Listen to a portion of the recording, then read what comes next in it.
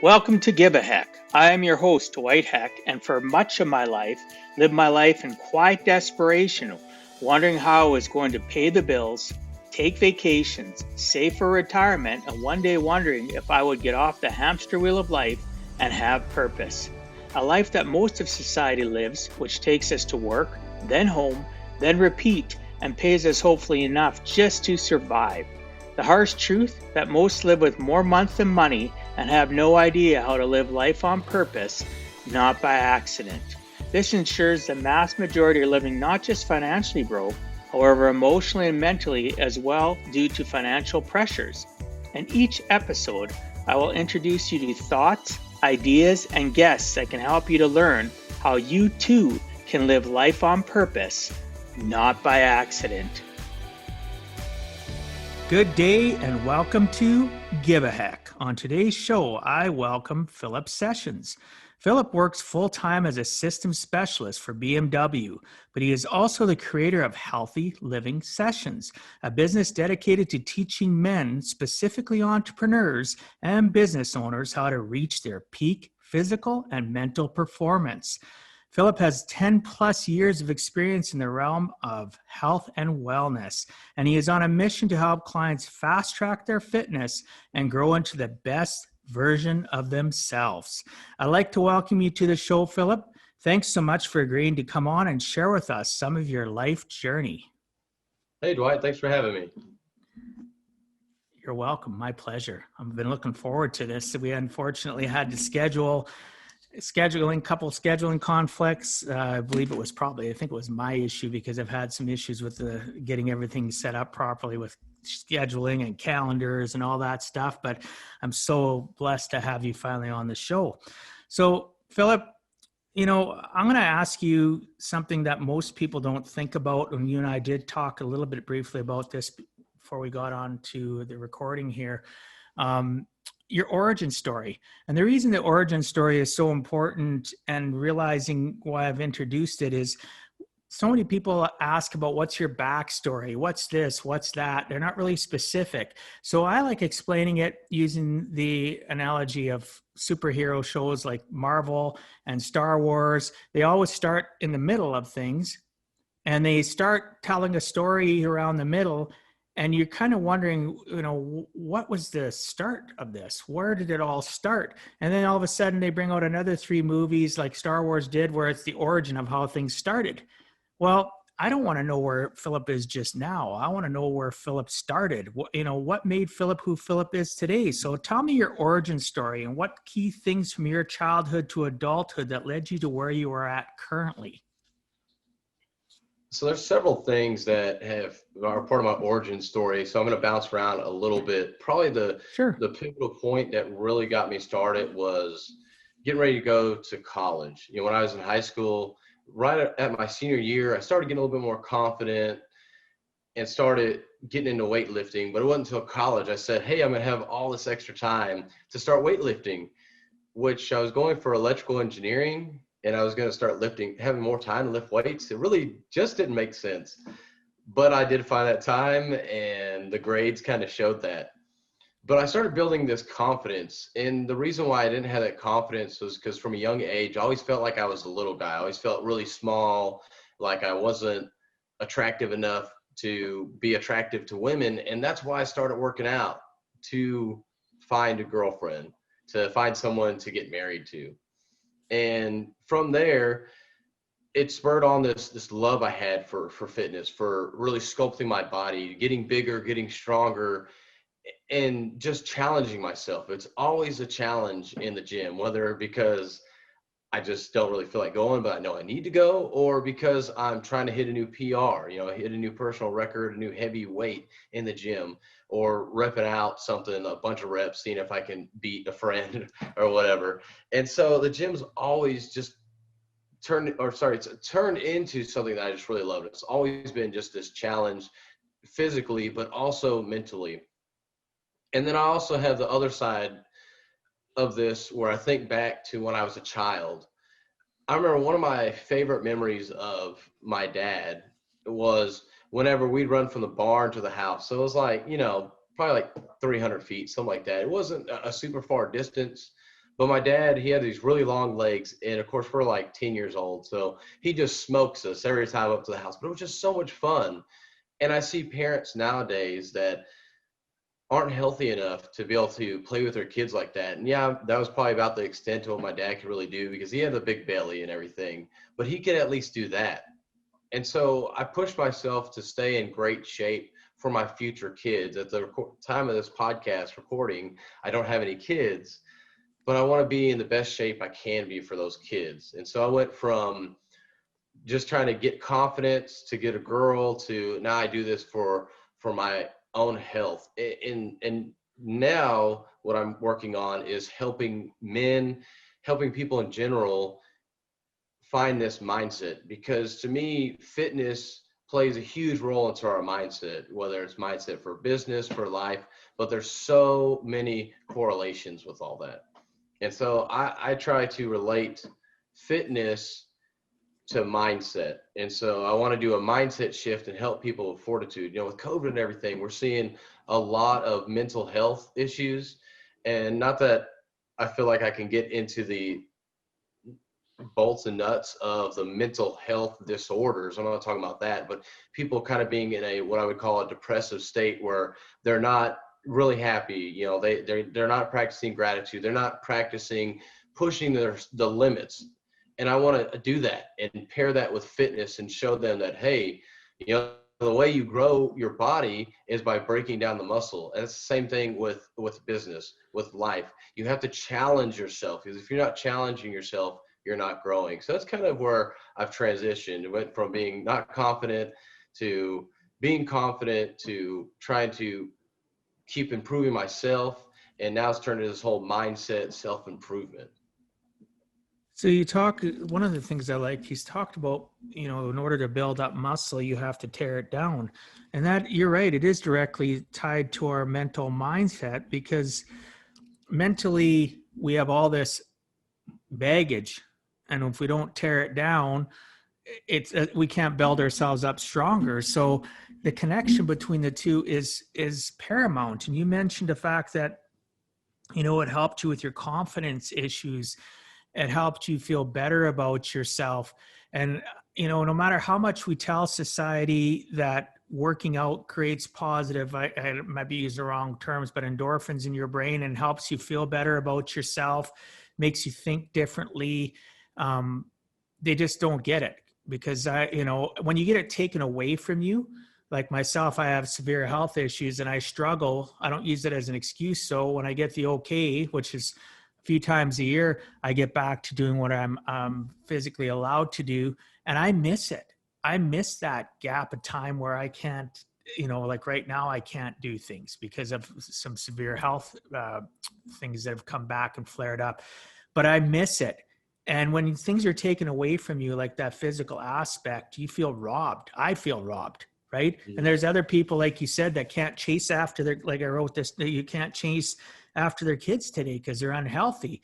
And, you know, it's sad. It's unfortunate that, you know, like even some of the things that have been posted lately, you know, they'll take away all your rights for this and that. Why don't, you know, because of the pandemic, why don't they take away, you know, all the unhealthy food and make that illegal to do, so that people can get healthier? And more people die from obesity and heart disease from nutrition issues than they've died from COVID. And obviously some of the things they put in place have helped the death rate stay down. I get that. Mm-hmm. But the point of the matter is people don't take nutrition properly. You know, it's disappointing when they can't chase after their kids. They're unhealthy. Their mental mindset isn't the greatest, when they could do something as simple as starting out in baby steps, go walk, go do a power walk, go do something that's going to change the chemicals in your brain. You're going to be out in nature, or if it's not in nature, it's on a treadmill. That repetitious environment of changing that habit in their brain needs to start somewhere. And I think physical fitness is the number one thing that could change our society, and nutrition, obviously. Oh, right? Yeah. We just don't take it seriously. I would even say for you, you know, you mentioned there's times when you can't do any exercise. I mean, walking is exercise. I mean, for people that are in really good shape, walking may not be enough exercise for you to stay in that shape. But for somebody that's just getting started, that's a great way to get Oh, started. absolutely. I got an Achilles tendon issue though. That's the problem. A Yeah, severe one, a severe one that flares up that I've been dealing with for over a decade. So, um, I can be, I can go months where I'm doing 5 kilometers a day, which is 3 miles, where I power walk, because I have lower back issues because of my spine. I can't jog, so I do power walking, and then all of a sudden my Achilles tendon will flare up and I can't do anything because it's painful, right? So I agree though, for those that are listening, walking is the simplest form of exercise, right? And honestly, just get up, go out, put your earbuds in, whatever, listen to some music, put on a podcast, listen to an audio book, whatever works for you. Just go out and do something. Be physically active. Be engaged in your life, because life is not a dress rehearsal. We're all living this real time. And I love what you said about the fact that how you originally started was to, confidence issues, girlfriend, marriage, and then it evolved into the fact of you want to be healthy for your children, future children. That's awesome. But you're always tying your physical fitness to something that's going to be like a carrot to keep you going, right? Keep on chasing, keep on chasing. Right. And then once you have kids, it's going to be your grandkids. Yeah, right. Yeah, and I don't look at my physical fitness as a selfish thing. I mean, obviously there's aesthetics and everything, and I've done a bodybuilding show before, and people can look at that and say, oh, well, that, because I mean, let's be real. I'm basically in underwear, or the girls are in, very skimpy outfits. Bikinis. Yeah. But it's not, but it's not about like, hey, let me show you how good looking I am. It's about how far can I push my body? How much self-control can I have? Because I'm telling you, whenever you're going for those shows, you are starving all the time. I mean, I would eat a meal and then I'm like, well, I guess I get to wait another 2.5 hours to eat again. I was starved. I'm like, I didn't even feel like I ate anything. It just like took the starvation off, but I was still hungry. So doing those bodybuilding shows is, I mean, it is a very selfish thing because it takes so much time out of your day, but is not selfish in the way that people look at it. And it's such a mental thing more than anything, way more than physical. Well, yeah, because our society has been conditioned that we have to eat meals at a specific time. We eat 3 times a day. And some of the most famous nutritionists on the planet will say the best way to eat is when you're hungry, not because society says it's breakfast time, it's dinner time, it's lunch time, time for a snack. And then so how much of that you think though, when you say, you'd be like, oh, it's going to be 2.5 hours. Was it because your body was actually hungry, or your mind was just conditioned to always wanting to eat as opposed to having to wait? Yeah, it's actually a little bit of both. Whenever I'm not like on a bodybuilding show diet, I can tell when it's about, because I usually eat about every 3 hours. I can tell when it's coming up to about 3 hours without even looking at a clock or anything. I can be busy working and I'm like, man, I'm starting to get hungry. Like, so my body has started kind of getting used to that. But I like, especially at the bodybuilding show, I am hungry. And most of the time I am hungry either way. But there are times where I'm not hungry. And sometimes I do make myself eat because I track macros, which is basically protein, carbs, and fats and the calories. And so I track them. So I have to eat that throughout the day. And if I don't eat it at that meal, then I've kind of got to double up the next meal. So, but I go on a little bit of an extreme with that. There's definitely other ways to go about getting your meals in and eating proper, proper nutrition wise. Yeah, absolutely. I've done that I don't do it as often as I used to because I know relatively what I can get away with, but because I've been 3 years now, as of last month, I've been doing proper, air quotes for the listeners, proper ketosis diet. I've been doing it for 3 years. My doctor's been tracking me, and I track my macros. I did for 2 years. I don't have to anymore. I know relatively the pattern of what I consume and what I eat. Obviously, I know those days where I have that, cheat moment and I can feel it, right? Because my body's so used to processing fats, carbs, and proteins in a specific way now, right? So, But you're so right though. We are conditioned. So every 3 hours, your body's going time to eat, but it's a combination of your brain and your stomach, right? Yeah. Yeah. But being a buff dude like you need more energy, more calories in a day than I would, right? It's just because I'm not as physically active and physically fit as you. One of the things that we've talked a little bit about it. So, this is similar to what we've been talking about. So we'll put a little bit of a different spin on this. So you created Healthy Living Sessions, a business dedicated to teaching entrepreneurs in business how to reach peak physical and mental performance. What led you to this side hustle journey in your life? What specifically, besides what we talked about with the girlfriend, marriage, just wanting to be happy, what made you decide to actually create the business? Did you have mentors in your life, people that pushed you toward it? Did you see other people that were doing that field that you really wanted to do it? What sparked that drive to have that side hustle? Well, it's actually funny. I appreciate you bringing that up. I spent 3 semesters on my senior year in college getting my engineering degree. And that second semester, I realized, I really love this fitness stuff. I would really like to do that versus engineering. But I was like, I'm here at the end of it. I can't just switch now. I'm not going to switch majors when I've got this semester and one more. So I stuck with engineering. And it took several years of being in engineering and going to different jobs and in different states and everything. And I enjoy engineering. It's challenging for me, but it's not my true passion. And getting in groups like Arte and 365 Driven and reading books like Rich Dad, Poor Dad, Think and Grow Rich, and several other books that I read over the years, and then started following different people on Instagram and Facebook, I started realizing that I wanted to do more. I wanted to be able to have my own business one day. And I didn't want to have it in engineering. I started going down that route and realized, this just really isn't my passion. What my true passion is fitness. What I can truly help people with is fitness. Now, I could do engineering, I could start a business with that, and I could help people, but I don't feel like I'm bringing as much value doing that because it's not fulfilling for me where the fitness is. And so that's really what started it, just being in these different groups, talking to different people, and really wanting to do that and be able to control my own destiny. Because no matter how stable, air quotes, stable, a 9 to 5 job is, you're just a number. Doesn't matter how big or small the company is, you're just a number. But if I can create my own business, my own income, I can control all that. I can control when I go to work. And it goes back to my future kids. I want to be able to be at home with them when I need to. Or if we go on a vacation, I can work while on vacation. Maybe it's not ideal to work all the time on the road, but I can do that. I can go visit family because I live in South Carolina now. My family lives back in Texas.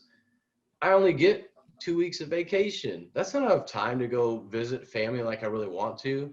So that's why I'm creating this side income to become a full-time income at some point in the near future. Because again, going back to my kids, my future, I'm future focused. I'm looking towards the future. Well, good for you. Freedom is so important. And as an entrepreneur, and I've been in my own business and an entrepreneur now for, oh my goodness, it's going to be 37 years. Mm-hmm. I've been in some form of business or consulting career where, but I wasn't truly an entrepreneur until I didn't have to answer to others, meaning I consulted, but I still had people I had to answer to. And one of the things that I keyed on is the fact that engineering isn't your true passion. So people don't realize enough that hamster wheel they're getting on from 9 to 5 isn't really their passion. 85%, it's up to 85% of the people that graduate from university or college never even work in that field. After 5 years, they're done, right? Mm-hmm. And a lot of them don't even get into that industry. they end up coming out and their degree gets them into something that wasn't even what they went to school for. And they're just doing it for the paycheck, because at that point now they might have student loans or they could have a family to support, and they just get stuck in that rut and they don't know how to climb their way out. And you learn to climb your way out by joining some groups, reading some great books that you mentioned, right? And you didn't give up.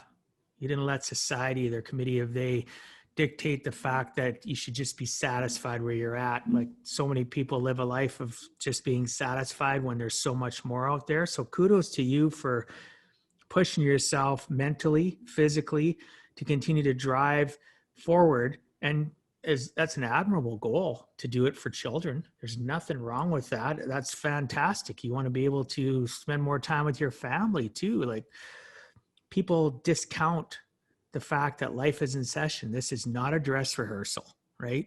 You literally have to do things to change. So when you talk about some of the groups and books and stuff, so we're both in agreement then that that is a key factor for people to be successful, right? So Yeah. What else would you add in regards to that? Analogy here. Let me give you a little analogy, especially for the audience. Think about, and I'm going to give you the fitness analogy because this is what I do. That's okay. Think about the people you hang around. Actually, I'm going to give you a story, and then I'll give you an analogy with that. Back in college, a buddy and I worked out. We went over to a friend's house after that, so we all knew each other. And it was me and the buddy I worked out with was my roommate, and then our other roommate was over at our mutual friend's apartment. So we go over there. And my roommate walks in first and sees the other roommate. And here he is with 2 ice cream cones, one in each hand. And he's like, "Oh, what's up, Austin?" And then I walk in the door. He's all like, "Hey, Phil." And like, it just gets so nervous because he's holding ice cream. And I'm just like, "Hey, what's up, man?" And then he was fine after that. But he thought I was going to judge him because I was super into fitness. And I say that because the people we hang around dictate how we end up molding ourselves. You know, I'm blanking on his name right now, but you're the average of the 5 people you spend the most time with. That is exactly what happens with your fitness. As you start hanging out with other marathon runners or other bodybuilders or people that are just really in good shape, you're going to start being in good shape. And it's the same thing with being in these groups. As you start being in these groups and hanging around these people that think at a higher level, that are more business oriented, that are focused on their future, you're going to start being higher level thinking. You're going to start focusing on your future more. You know, you're going to be the next millionaire if you hang around a bunch of millionaires. So who we hang around and what our environment is really affects us. And this is why, and I think you'll agree with this, Dwight, that's why these groups are so important to be in. Oh, of course. I teach on this all the time, and I was just reviewing part of my book that's going to come out in the new year, and about the fact of associations and how key they are. And people just discount it all the time. And associations, I always take that one level further, though, Philip. It's not just about, and you might have heard me speak about this before, but associations are not just who we hang out with. It's what you mentioned in, 5-6 minutes ago when we were talking about the fact of the association of books. What are you reading? What are you putting into your brain? The association of groups is important, but it's fine to be part of a group. It's fine to be connected, but are you actually practicing? Are you just one of those people that are listening and then 5 minutes after that group call's done or whatever, you're never applying any of it or learning from it, or you're never even taking baby steps? So our associations of what we watch, what we listen to, who we associate with is so key, because you can hang out with the five people and they're all jacked up people. But if you're you're one of the 5 and all you're doing is reading trash books, like, fiction books, and you're not reading anything that's going to level you up, or you're watching garbage stuff. And I'm not saying you can't have entertainment. You can watch movies that are, action movies and stuff like that. But if all you're ever watching is movies that are doom and gloom, or TV shows that are doom and gloom, no matter what your associations are, you're still going to always be the person that's at the back of the line. You're never going to move your life forward. You need to actually practice what your associations are practicing. You got to listen to what they're doing, pick up on their, when they say, hey, we did it this way, you don't do it this way, take notes. I can't believe how many groups I belong to and they don't, people aren't taking notes. They're just sitting there smiling and they're laughing or whatever. And it's a feel good moment for them. That's over in a snap of a fingers. They get off the call and they're right back in their same quiet desperation life. So, people, when you join masterminds or you join groups of any type, make sure you're actually engaged. Don't waste an hour of your life sitting on that call or 2 hours and not engage after the fact. Take notes. It is so key to being successful is to actually practice what you're learning, whether it's a baby step or maybe you're already somebody that's running and it's just going to enhance where you're at. Take them serious. Just don't go on to have that feel good effect for 5 minutes. That's what people do with alcohol and drugs. It's a temporary fix that's changed their mindset in a good or a bad way. And then when they come down from it, they're back right where they were. Well, groups are designed to be, you can be addicted to those groups, but make sure you're putting actionable things in place to help yourself be successful. Yes. So I don't know how much you're willing to share, but what are some of the steps you utilize to help people reach their peak, both physically and mentally? Yeah. So I try and figure out where people are at and meet them where they're at. Because too many times whenever we go onto a diet, it's got the word diet in there, right? So a lot of people pretty much starve themselves. And the thing is, you can start without doing near as much. We talked about it earlier. Start by walking, especially if you're way overweight. I mean, if you're 300 plus pounds, you don't need to be running 2, 3, 4 miles a day. Start with a walk. I mean, it could end up being 2 or 3 miles, but you can start with half a mile. Start with 15 minutes of exercise. And then on the nutrition side, and this is way more important to me. I mean, you do want to get some exercise, don't get me wrong, but in order to have a body transformation, the nutrition is the bigger aspect to it. So if you're consuming 5,000 calories, let's just say 4,000 calories, don't go from 4,000 calories a day down to 2,000 calories or 1,000 calories. Because yes, you're going to get a significant weight loss to start, but then your body is going to start holding on to fat and then you're not going to lose weight anymore. So what I kind of say, I don't recommend this, but say you're going to eating at McDonald's 3 times a day, rather than getting a large fry and a large Coke, get a small fry and a small Coke at each of those meals.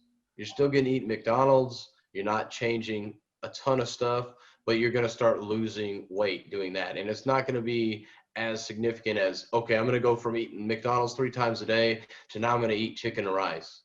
I eat chicken and rice all the time and I get tired of that. If you're not used to that diet, you're not going to do it for long. So just making small steps, that's what I like to do, especially starting out with a client, figuring out where they're at and going from there, making small actionable steps, something that you can do because, how do you eat an elephant? One bite at a time.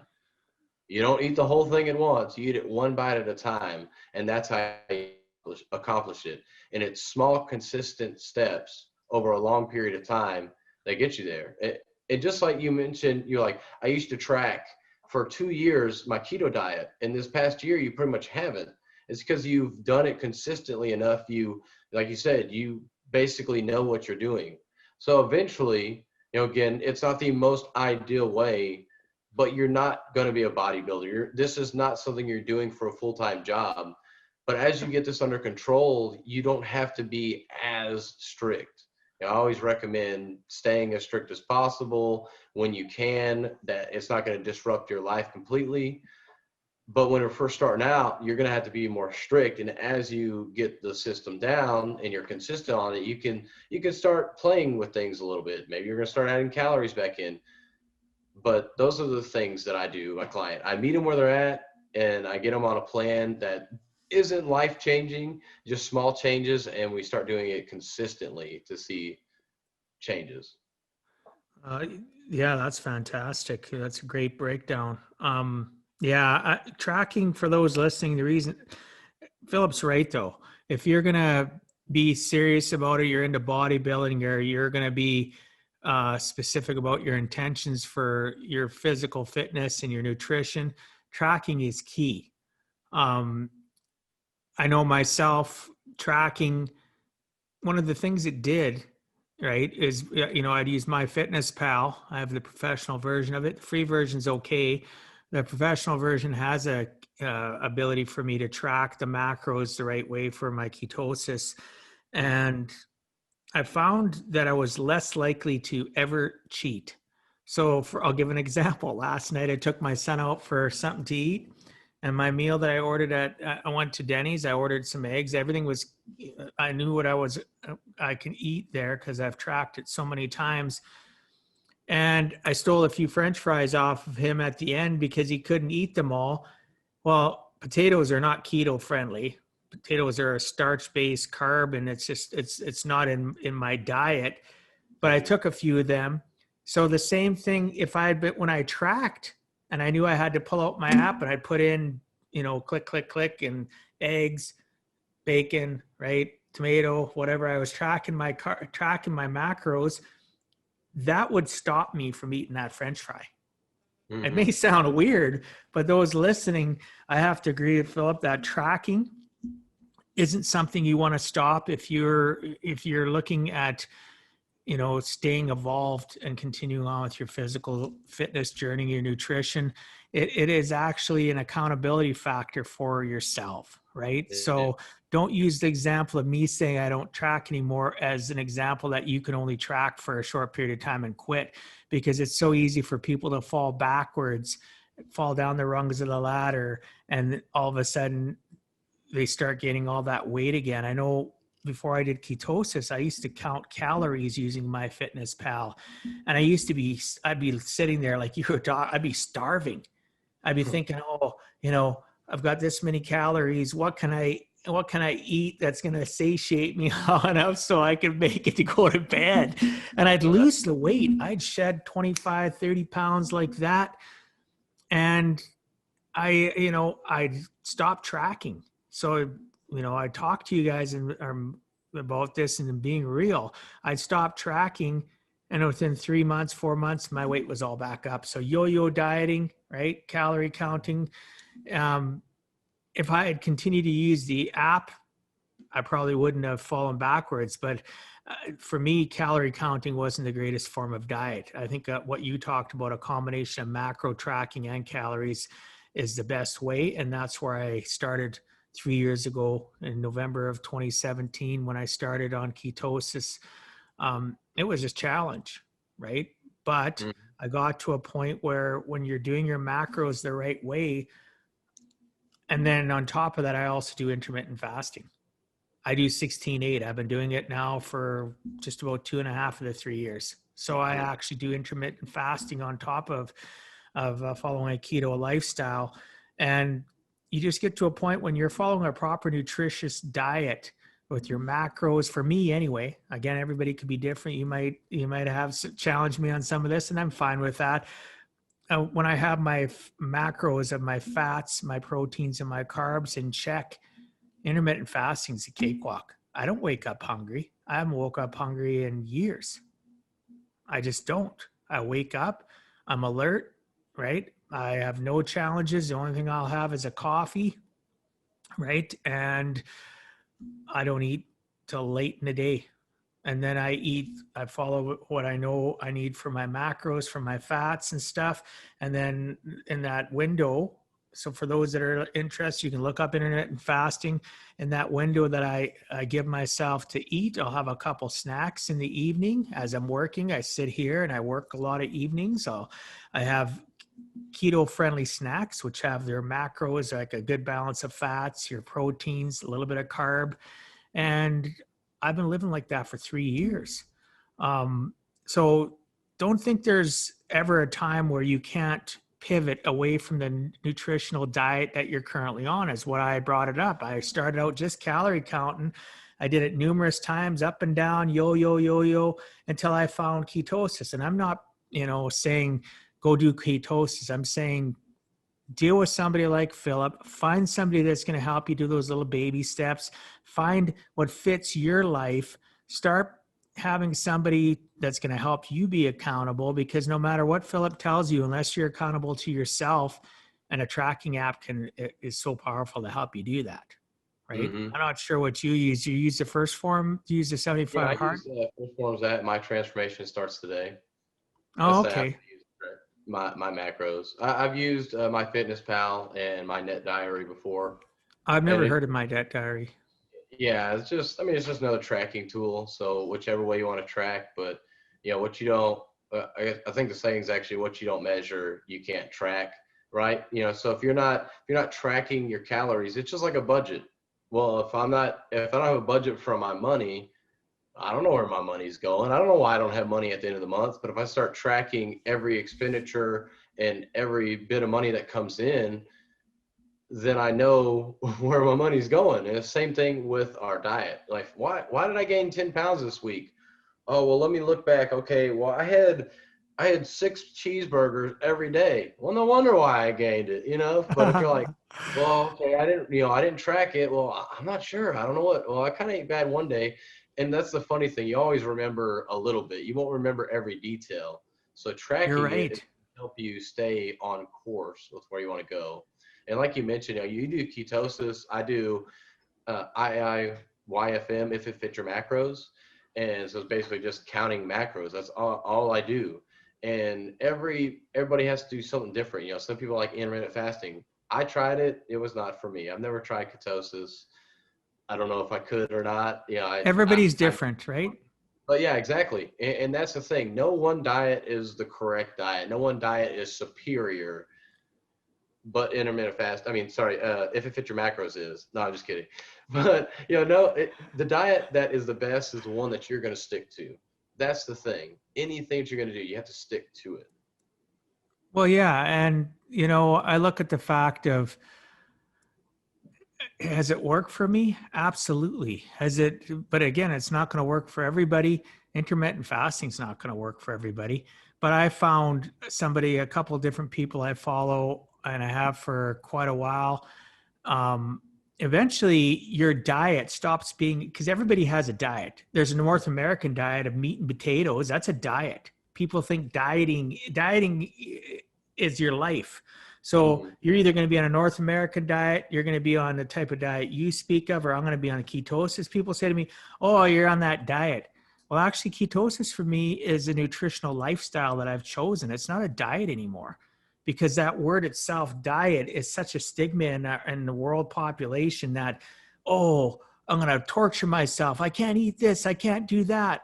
That's BS. Absolutely you can. You just find a pattern, or like how you brought it up, budget versus, you track your finances. Why wouldn't you want to track your health and what you're putting into your body? So I love that. Thank you for that, because that's my industry, finance, right? The two correlations, I never tied that together, but you're so correct.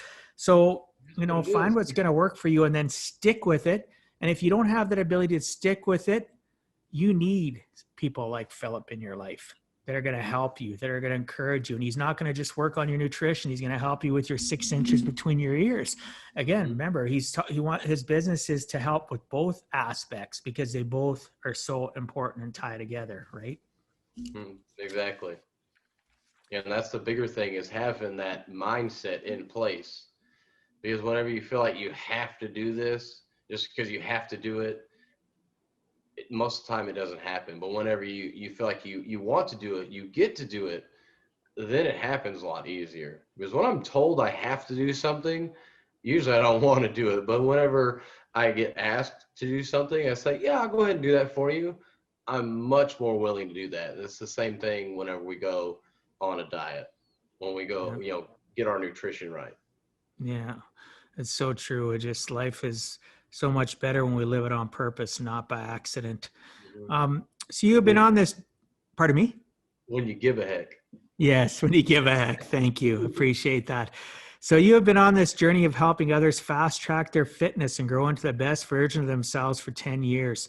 I imagine you have some great stories to share of those who have persevered and conquered and were successful. Can you tell the listeners one or possibly two stories of some successes you've experienced with others? So of course, mine, I would say for me personally, it's been my biggest success, going through doing the bodybuilding show, just learning and adapting to new things and constantly changing over the years. But also really just seeing my friends, just helping friends out. I mean, I don't want to call one particular one out in general, but just helping friends out to see that light, to really understand that they can start controlling their life. There's a lot of people when it comes to fitness and nutrition, they feel like they can't control their weight. They just struggle with that. And I've had a couple of friends that I've helped with that, showing them how to track their macros. And from that, that's actually empowered them to be able to get on the journey that they've been wanting to go on, because before they didn't know what to do. And that's why having a coach helps out with whatever you're trying to do. Having that coach just to kind of be that guide more than anything, like giving you the tools that maybe you didn't know about and giving you different tips. Like I just gave the analogy with the budget. You never thought about that, but now you understand that completely. I mean, I know you understand tracking already, but for somebody else, maybe they didn't. But figuring out a way to explain it to somebody. And I just love seeing that in the clients I've worked with over the years, just really realizing, wow, I can actually do this. And you see this whole mindset shift, you see this confidence shift, and they know exactly what to do. And it's awesome seeing people like you that you knew when you went to Disney's, okay, I probably shouldn't have done this, but you still had the power to be able to do it. And then later you went right back on your diet. It wasn't a big deal. I mean, you didn't go way off anyways, but you were able to get right back on it. And that's the power behind all this, is that once you start being able to control your fitness and nutrition, you can control so many other areas of your life. Because it all starts Yeah, from. I agree. And, I look at the fact that, so people say, oh, I'll never ever do that again. You know what? Life's too short. In the last 3 years, like I cut potatoes out of my diet altogether. I've probably had 3 times, maybe 4 times in the last 3 years. I've had a scoop of mashed potatoes when I've gone to my mom's house because I still like potatoes. So I'll have mashed potatoes and gravy. And I don't feel guilty because when I leave there, I'm right back onto my nutritional lifestyle that I live, because I'm not a robot. I'm not mechanical. I'm not perfect. I consciously made that choice even last night to have a few of my son's spicy fries at Denny's. I didn't feel guilty about it. Mm-hmm. I got up, I left, it was over, right? People that can live within inside of that corridor, that wall, and never ever break it, good for you. I'm not here to judge you. You don't judge me. But you're right. It's just a snap of the fingers. I'm right back to where I'm at. And it's a good thing. One of the things I wanted to mention though, before we wrap up here too, is can you speak a little bit about your association with First Form and what that exactly entails? Because I know you're a Legionnaire as well. People could reach out to you as well and get products from First Form if they're interested. You can help them guide through the process of what like the bars they sell and the protein powders and the different things. You can help them with all that. How did you get associated with First Form, and how has it changed your life and how has it benefited you? Yeah, I appreciate you mentioning that. It's funny, you probably can't really see it through the mic, but I'm wearing a First Form shirt right now. Stand up and show it. Stand up and show it. It's okay. There you go. Perfect.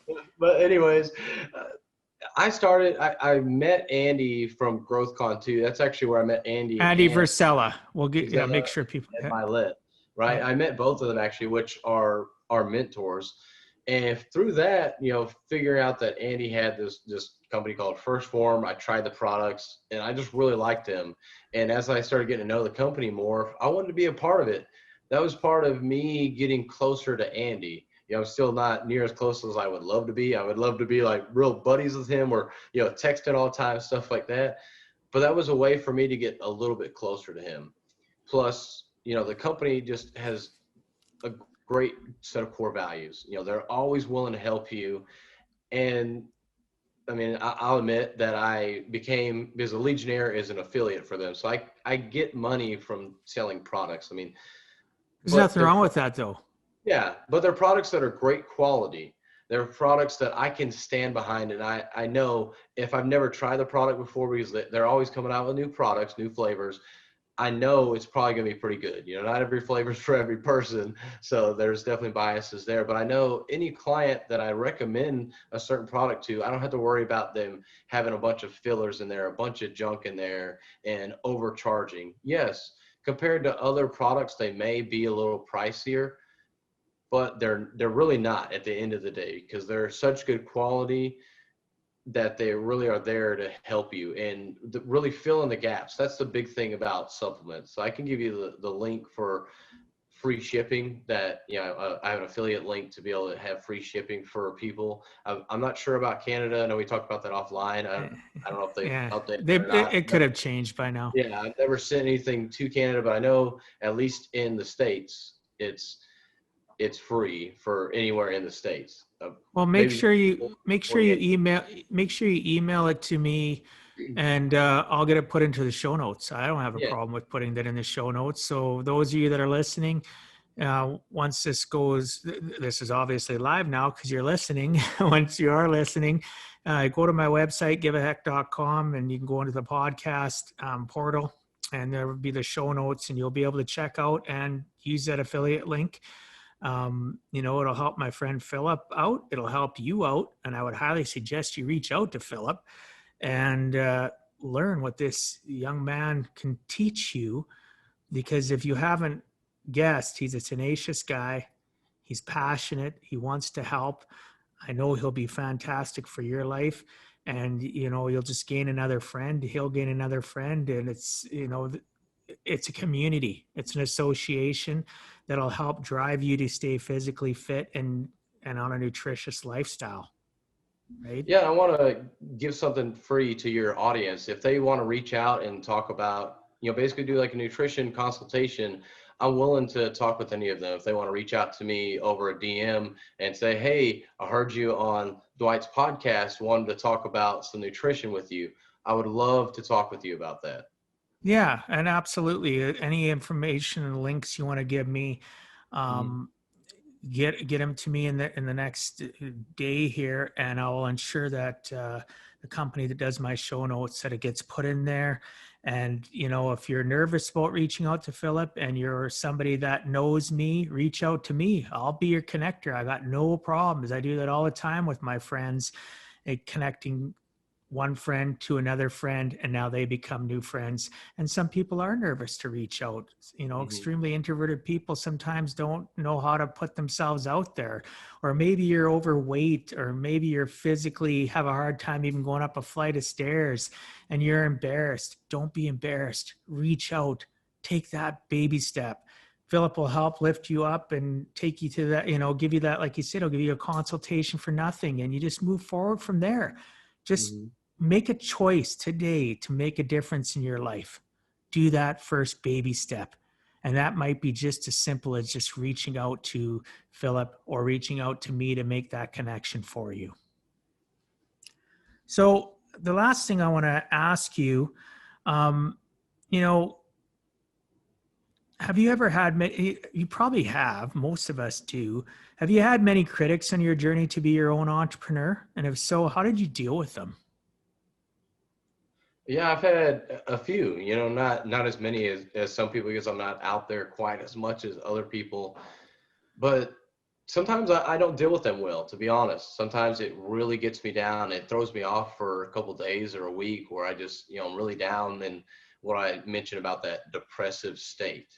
And when I get into that, the best way and the quickest way that I come back is by just getting back into it and doing it again. And honestly, you just have to forget about those people. Those people aren't your audience, the people that you're trying to speak to, because they're either never going to be ready to listen to what you have to say, or they're just not ready yet.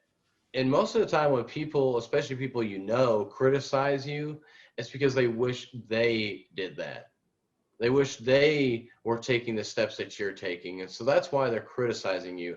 Because you'll notice, I mean, one big thing from the groups that we've been in that I notice is the people that I'm around in those groups, they are there to help me. They are there to cheer me on, to lift me up.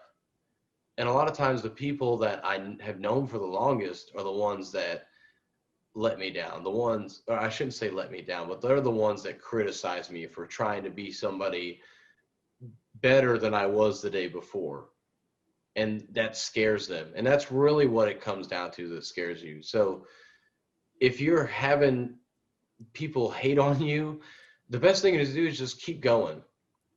Get right back on the saddle. Just like with your diet, whenever you mess up, say one meal one day, get right back on it and go at it again. Is you can't completely mess up your diet from one bad meal or one bad day. Just like your entrepreneurial journey, it's not going to get messed up from one bad day.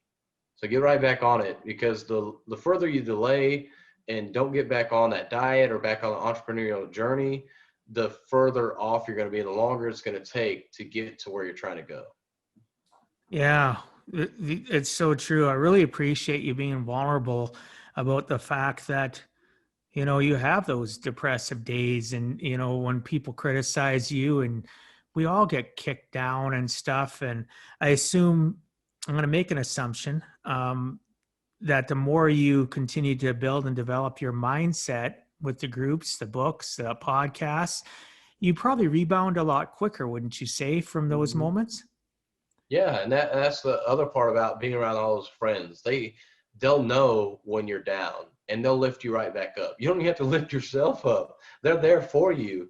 We've talked about it with some of the guys in 365 Driven Society. We're there for them. They come say something to us, and we're like, hey, you've got it. You can do this. Come on, let's go. And we're there cheering them on and bringing them back, and probably even better than they were before. Well, yeah. Let them stay down in the dumps for weeks on end. Yeah. For those that are listening or watching this on YouTube, check out, I've mentioned it before. You've heard me say it. I'm like a broken record. Check out the 365 Driven Society. You can go onto the free group, Facebook, 365 Driven Entrepreneurs. Reach out to me. I can send you a link to check it out. But Tony Watley has been the inspiration and drive for where I am right now in 2020. And the group itself, and people like Philip, and so many others I could list off, we support one another. We had such a great call. I won't get into the details of it. We had a great call on Saturday where there was just like 5-6 of us, and we just lift each other up and we listen to one another. And it's not a pity party, it's a support party. It's a support social event where we're there to listen to one another. Sometimes people don't share, and that's fine. Sometimes you just want to listen. Sometimes you just need to have something break the monotony of your life. And the stuff and a group like 365 Driven, the society is amazing, and Tony is phenomenal. And so are the members inside the group. So, Philip, if you had to give our listeners one last closing message, what would you tell them in regards to giving a heck and never giving up? Going back to what we talked about earlier, taking one small step.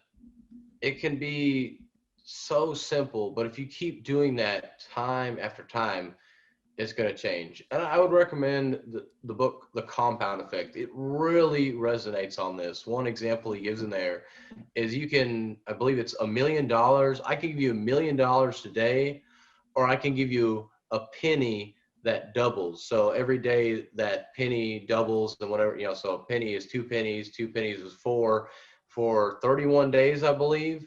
And it's day 27 to 29, somewhere in there. It's $1 million. And by the end, it ends up being like 11 or $12 million. But you started out with 1 penny or $1 million. Most people would say, give me the $1 million.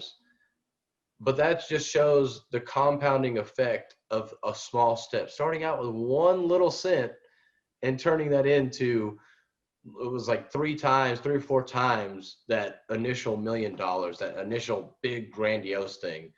So just take it one small step at a time, and you're going to get to where you want to get. Yeah, you're so right. I believe that book is by Darren Hardy. I think that's the author's name. Yeah, I'm familiar with it. Fantastic advice. Thank you for that. Well, our time is almost up, and I want to respect our listeners and your time. However, before we end, can you please tell the listeners what is the best way to reach you? Best way to reach me is on Instagram at Philip Sessions. That's Philip with 1 L, and Sessions like class sessions. Okay, and I'll make sure it's going to be in the show notes, and we'll add that extra information in regards to your First Form affiliate link and anything else you think might be prevalent to reach out to you and so they can contact you. So thanks so much for being on Give a Heck, Philip. I appreciate your time and sharing some of the experience so that others too can learn it's never too late to give a heck.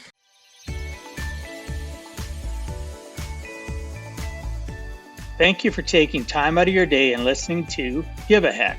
If you find value, I'd appreciate you sharing with your friends and family so they too can learn how to live life on purpose, not by accident.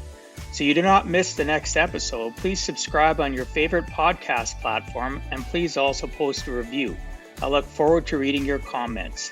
This has been Dwight Heck. If you want to check out other podcast episodes or today's show notes, please check out my website, giveaheck.com. And until next time, together let us all strive to give a heck.